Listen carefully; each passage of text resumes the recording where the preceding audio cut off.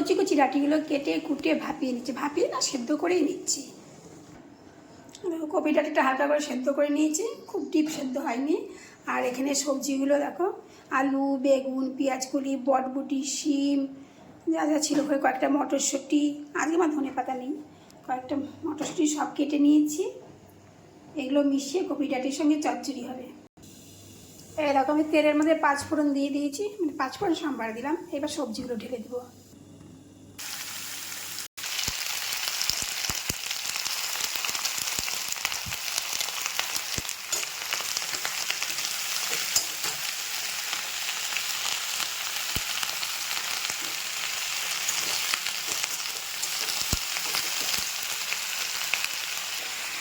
এই দেখো, নুন, হলুদ আর একটুখানি জিরে দিয়েছি, এটা দিয়ে এখন নেড়ে নিব।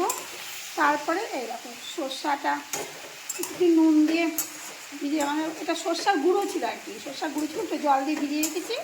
আর যারা সর্ষা বেটে দাও সেটা আরও টেস্ট হবে। এটা একটু ভাজা ভাজা হয়ে আসবে, তখন অল্প জল দিয়ে সর্ষা বাটাটা একবারে দিয়ে ঢেকে দিতে একবারে। দেখো চচ্চড়িটা অনেকটাই মজে কমে গেছে। এখন আমি সর্ষাটা দিয়ে দিব, আর সর্ষা বাটিতে একটু জল দিয়ে, একটু জল দিয়ে দিচ্ছি সর্ষা বাটিটা দিয়ে। এবার ঢাকা দিয়ে দিব আর গ্যাসটা কমিয়ে দিব, একদম সেদ্ধ হয়ে যাবে, তারপরে নামাবো। দেখো চচ্চড়িটা প্রায় হয়ে এসছে। আর একটু নেড়ে চেড়ে শুকিয়ে নিলে একটু আমি মিষ্টি দিয়ে নামিয়ে দেবো, একটুখানি, কারণ আমি মিষ্টি খাই না তো বেশি, অল্প। আর ধনে পাতা থাকলে তো খুবই ভালো হতো, ধনে পাতা দিলেও হেভি টেস্ট হয়, কিন্তু আজকে আমার ধনে পাতা নেই। দেখো আমি অল্প চিনি দিয়ে দিয়েছি, চিনি দিয়ে নেড়ে নিচ্ছি, কারণ এটা নামানোর সময় হয়ে এসছে। এবার ভালো করে নেড়ে